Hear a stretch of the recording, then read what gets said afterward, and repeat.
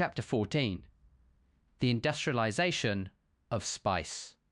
The ocean was once an untamable beast, governed entirely by the capricious whims of weather, tide, and season. For millennia, the global spice trade was beholden to the absolute tyranny of the monsoon engine, a massive meteorological system that dictated the flow of wealth between east and west. To bring black pepper from the lush Malabar coast to the damp markets of London or Amsterdam was to engage in a high-stakes, multi-year gamble with the natural world. The industrialization of shipping in the 19th century changed this paradigm forever, executing a brutal, mechanical dismantling of an ancient and deeply romanticized trade network. Before the age of iron and coal, the global maritime map was entirely drawn by the invisible hand of atmospheric pressure. European sailing ships were completely dependent on prevailing wind patterns, forcing them to follow immense, sweeping oceanic arcs just to navigate between continents. The early explorers were not merely looking for new lands, they were actively hunting for the specific currents and gales that would allow their wooden vessels to return home. During the long age of sail, these winds determined the exact location of trade routes, heavily influencing the rise of European imperialism and the modern political geography of the world. In the Indian Ocean, the prevailing sea surface winds reversed direction seasonally, creating a predictable but utterly inflexible rhythm to international commerce. This seasonal phenomenon, known historically as the Hippolytus winds after the Greek navigator who supposedly first documented them, was the beating heart of the ancient spice trade. In the summer months, the winds blew fiercely from the southwest, carrying merchant ships swiftly from the Red Sea and the Horn of Africa toward the pepper-rich coasts of India. In the winter, the atmospheric pressure shifted and the winds reversed to blow from the northeast, providing the necessary thrust for the return voyage. A ship captain could not fight this monsoon engine. He could only surrender to its schedule, waiting in foreign ports for months until the winds shifted to grant him passage.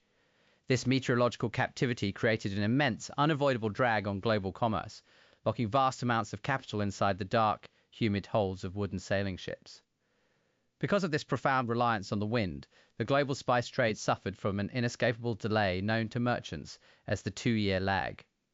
From the exact moment a cluster of black peppercorns was harvested from a climbing vine in the Western Ghats, to the moment it was ground over a plate in a European tavern, as many as 24 months could pass. This massive chronological gap required long-distance trading companies to hold immense financial reserves, ensuring they could survive years without seeing a return on their oceanic investments. Nature itself served as a vast economic moat, protecting the wealth of the great merchant empires from upstart competitors who lacked such deep treasuries. The corporate fortresses of the sail era. To understand the sheer magnitude of the Industrial Revolution that was to come, one must first examine the corporate leviathans that ruled the era of sail. The Dutch East India Company, or VOC, was established by charter in 1602 specifically to profit from the East Asian spice trade, effectively seizing control from earlier Portuguese networks. Operating as a quasi-governmental entity with the power to wage war and strike its own coins, the VOC built a ruthless, heavily armed monopoly over international trade. To prepare for the arduous journey to the east, massive VOC fleets would gather at the shores of Texel in the Netherlands, loading their holds with fossil water rich in iron to prevent spoilage during the long months at sea. These wooden behemoths would then idle in the moorage, sometimes for weeks, simply waiting for the winds to shift in the right direction before they could even attempt to set sail around Scotland and into the Atlantic. The journey south was agonizingly slow, requiring the fleets to navigate the treacherous Cape of Good Hope at the southern tip of Africa before entering the Indian Ocean. This specific geographical bottleneck was incredibly dangerous, plagued by fierce storms and massive waves that routinely battered the wooden ships and destroyed their precious cargo. The sheer physical risk of this voyage meant that importing spices was a venture reserved only for heavily militarized state-backed monopolies that could afford catastrophic losses. The English East India Company operated under a very similar paradigm, sending heavily armed merchantmen out to secure black pepper, textiles and tea from the subcontinent. These companies were fundamentally built upon a logistical barrier to entry, a shattered corporate wall that would later fall to the steamship, but which stood impenetrable for over 2 centuries. Independent merchants could not afford to build giant, cannon-lined galleons, nor could they afford to wait out the 2-year lag while the monsoon engine dictated their cash flow. The high retail price of black pepper in Europe was therefore not merely a reflection of its exotic flavour, but a direct accounting of the immense time, risk, and violence required to transport it by wind. In this wind-bound era, black pepper was treated as a highly liquid, fiercely guarded asset rather than a simple foodstuff. During the Middle Ages and the early modern period, peppercorns were routinely used in place of currency to pay taxes, settle tolls, pay rent, and provide aristocratic dowries. The spice was so astronomically expensive and so reliably demanded that it served as a barometer for European business in general. The state-backed monopolies actively restricted the supply of this black gold, burning excess crops in Indonesia or hoarding inventory in London warehouses to artificially prop up the market price and ensure fat dividends for their shareholders. The Steam Revolution, mechanizing the ocean. The 19th century introduced a fiery, deafening alternative to the quiet unpredictability of the wind. Steam power, initially developed by engineers like Thomas Newcomen and James Watt to pump floodwater from deep English coal mines, was slowly adapted to turn massive iron paddle wheels on rivers and canals. By the early 1800s, vessels like the Charlotte Dundas were proving that a steam engine could effectively move a ship, though early paddle wheels were highly vulnerable to the choppy waves of the open ocean. It was the subsequent invention of the submerged screw propeller in the 1840s that finally allowed steamships to confidently take to the high seas. These early oceanic steamships were still highly inefficient, burning vast quantities of coal that consumed the very cargo space needed to make a long voyage profitable. As the distance a steamship travelled increased, so did the amount of precious hull space devoted entirely to hauling its own fuel. Because of this severe fuel constraint, long distances remained the final frontier for the steamship, leaving the massive journey around the Cape of Good Hope firmly in the hands of the traditional sailing clippers. Before the late 19th century, steamshipping was significantly more expensive than sail, carrying a 40% premium on non-Suez routes and a 61% premium on the longer Asian routes. Yet despite their initial inefficiencies and heavy coal consumption, these iron vessels possessed a miraculous capability that would forever alter the course of human commerce. For the first time in maritime history, a ship could sail directly into a headwind, completely ignoring the seasonal dictates of the global weather system. By mechanizing the ocean, industrial engineers initiated a profound supply chain unbinding, a mechanical severing of the wind. An ocean voyage suddenly transitioned from a dangerous meteorological gamble into a matter of highly predictable, scheduled industrial output. This relentless consistency drastically cut transit times and effectively annihilated the dreaded 2-year lag that had defined the spice trade for centuries.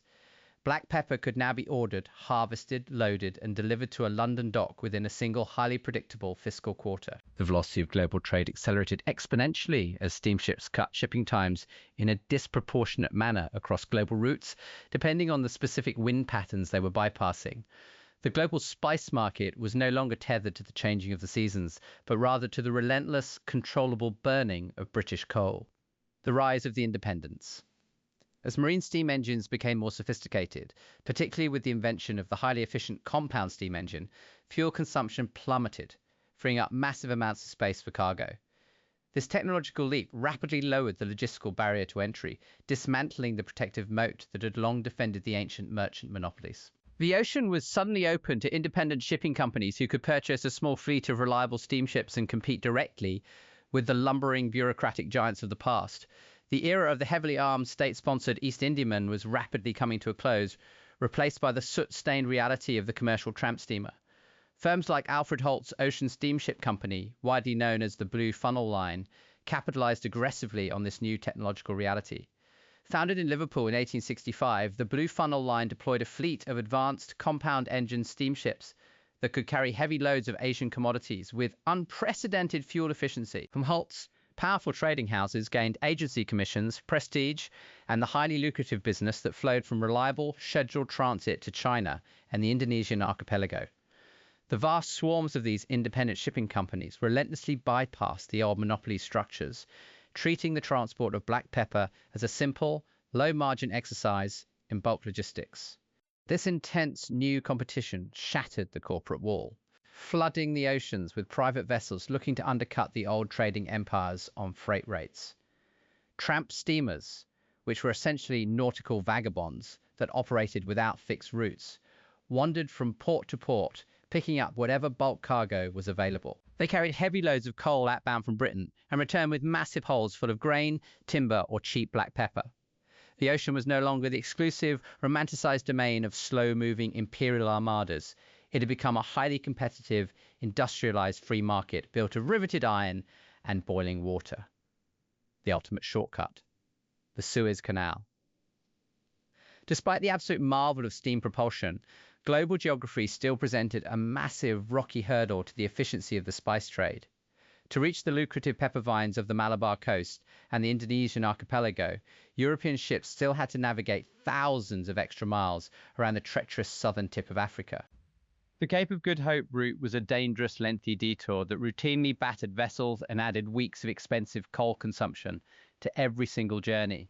The physical reality of the African continent stood in direct, stubborn opposition to the desired velocity of industrial commerce. Ferdinand de Lesseps, a visionary and relentless French diplomat, saw an unprecedented opportunity to physically rewrite the map of the world. He proposed a monumental, awe-inspiring infrastructure project across the barren isthmus of Suez in Egypt, aiming to connect the Mediterranean Sea directly to the Red Sea. The concept of a canal in this region was not entirely new. Ancient sources suggest the pharaoh Senusret III constructed a primitive irrigation channel here as early as 1850 BCE. However, de Lesseps envisioned a massive sea-level waterway capable of accommodating the largest industrial steamships of the modern age, a feat of engineering that required an astronomical sum of capital. Beginning in April 1859, the newly formed Suez Canal Company initiated a grueling, decade-long excavation process under incredibly harsh desert conditions. Initially, the project relied on the forced labor of tens of thousands of Egyptian peasants who were drafted in waves to dig the massive trench by hand, using little more than picks and woven baskets. When the use of forced labor was eventually banned by Ismail Pasha in 1863, the project was forced to pivot violently toward the cutting edge of industrial machinery. The company deployed massive coal-fired steam dredgers and heavy earth-moving equipment to mechanically chew through the remaining sand and rock. When the Suez Canal finally opened to global navigation on November 17, 1869, it functioned as the ultimate geographical cheat code, a mechanical severing of the Earth.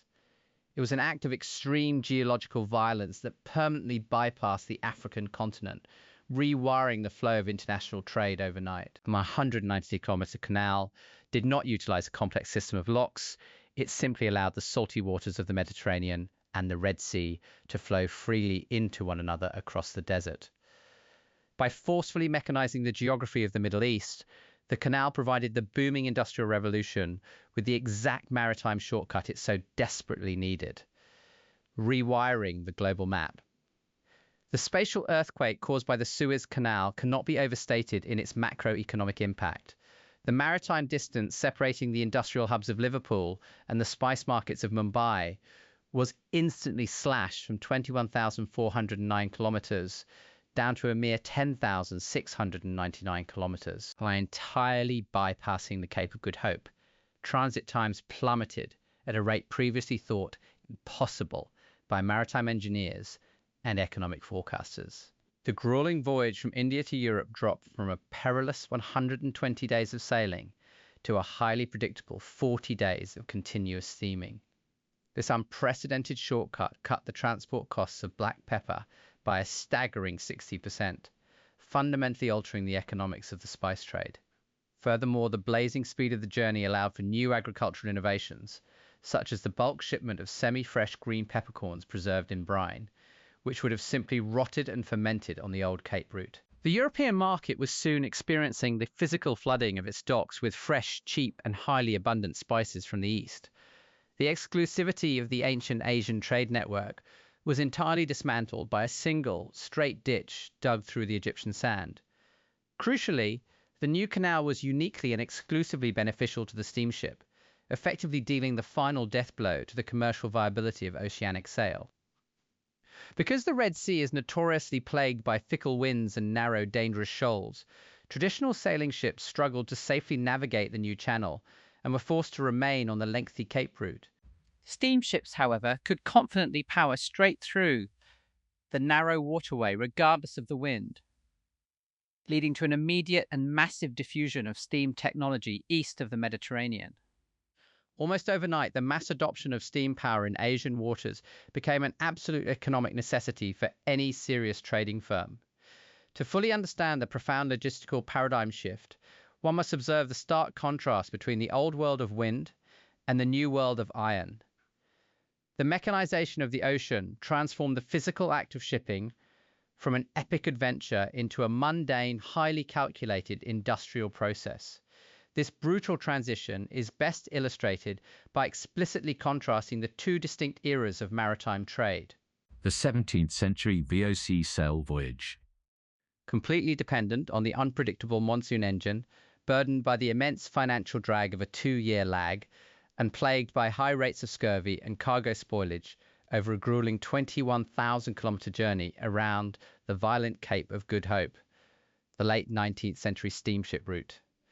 Mechanically propelled straight through the Suez Canal, operating on a fixed and highly predictable industrial schedule, completing a direct 10,000-kilometer voyage in just 40 days, with drastically reduced maritime risks and near-zero cargo spoilage.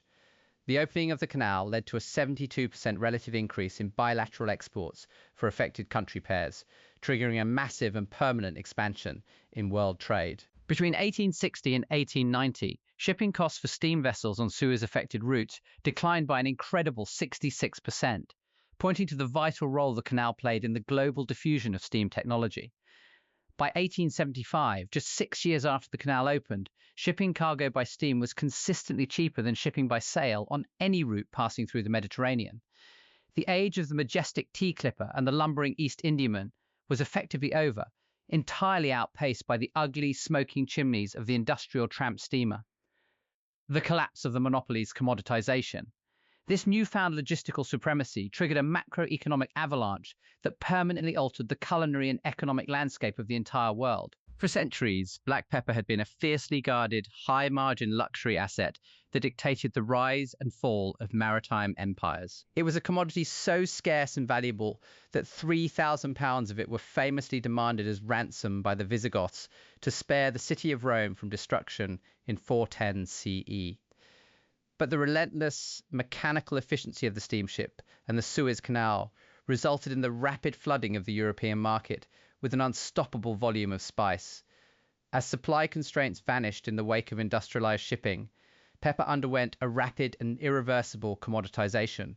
A luxury turned staple. Once the logistical bottlenecks were removed, the price of black pepper cratered on the London commodity exchanges, devastating the profit margins of the old merchant houses. By the early 18th century, the real price of pepper in England had already declined to 1/5 of its medieval level, and the 19th century shipping revolution drove prices even further into the ground. It was no longer a glittering symbol of elite status, a viable substitute for currency, or a hoardable measure of aristocratic wealth. Abundant, incredibly cheap pepper quickly found its way out of royal courts and into the modest, soot-stained kitchens of the working class. The dark, wrinkled berries that had once motivated massive global exploration, funded royal armadas, and caused bloody wars were now just a mundane condiment sitting unassumingly next to the salt. By fiercely commoditizing the spice, the heavy shipping industry had essentially democratized flavor, erasing the ancient mystique of the Orient in favor of bulk, working-class accessibility. The romance of the spice trade was systematically ground away by the gears of modern capitalism. The mechanization of physical transit was perfectly mirrored by the mechanization of information, dealing another fatal, crushing blow to traditional merchant practices.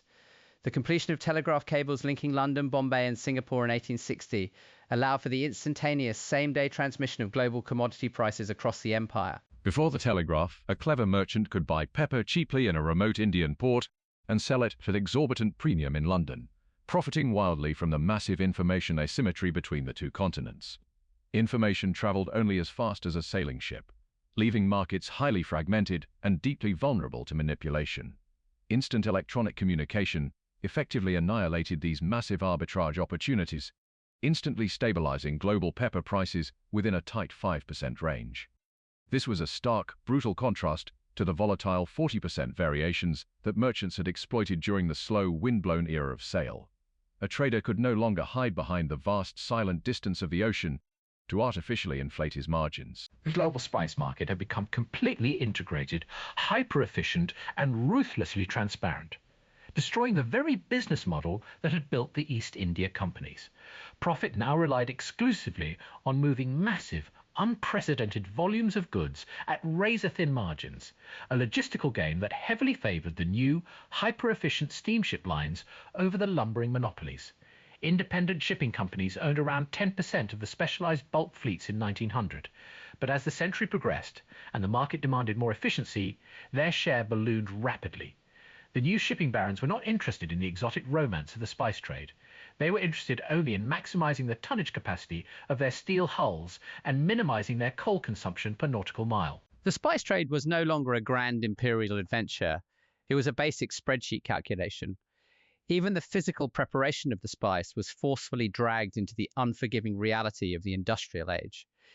In urban commercial centres like London's Mincing Lane and Amsterdam's Warmoestraat, massive Bolton and Watt steam engines were directly hooked up to heavy commercial pepper mills. These steam-driven iron grinders could relentlessly process 2 tons of black pepper daily to a fine 20 mesh consistency, entirely replacing the slow, weather-dependent traditional windmills of the past. This mechanized grinding reduced processing costs by an incredible 75%, further accelerating the final retail price collapse of the finished product. The death of the merchant empires, the sheer abundance of global supply, combined with the total collapse of historical profit margins, finally broke the back of the ancient merchant empires. The Dutch East India Company and the English East India Company were fundamentally built on the premise of artificial scarcity, requiring the violent military enforcement of exclusive trading rights to survive. They simply could not justify their massive bureaucratic overhead or maintain their sprawling private armies in an era of high volume, low margin, industrialized free trade. The fast, cheap, and relentless transit of independent tramp steamers stripped these state-backed monopolies of their economic lifeblood. The corporate behemoths that had once ruled entire subcontinents, dictated the global economy, and minted their own sovereign coinage were rendered utterly obsolete by the sheer grinding efficiency of the industrial machine. Their demise was not brought about by a conquering enemy navy, but by the quiet, churning compound engines of independent merchant vessels bypassing the Cape of Good Hope. The transition from the monopoly era to the free market era was a direct consequence of technology rendering the old forms of economic protectionism mathematically impossible. You could not enforce a geographic monopoly when a steamship could simply sail against the wind and transmit its cargo, manifest via telegraph. The industrialization of shipping did not just change how black pepper was physically moved across the map, it fundamentally changed the macroeconomic identity of the spice itself. In the cultural biography of things, the commoditization of a deeply revered object represents a profound shift in how human beings assign value to the natural world. By mechanizing the ocean and bypassing the continents, human industry stripped black pepper of its majestic history, leaving behind a heavily commoditized, low-margin agricultural staple. The king of spices had been thoroughly dethroned by the steam engine, transformed forever from a treasure worth its weight in gold into a cheap, dark powder sitting forgotten on the modern dining table.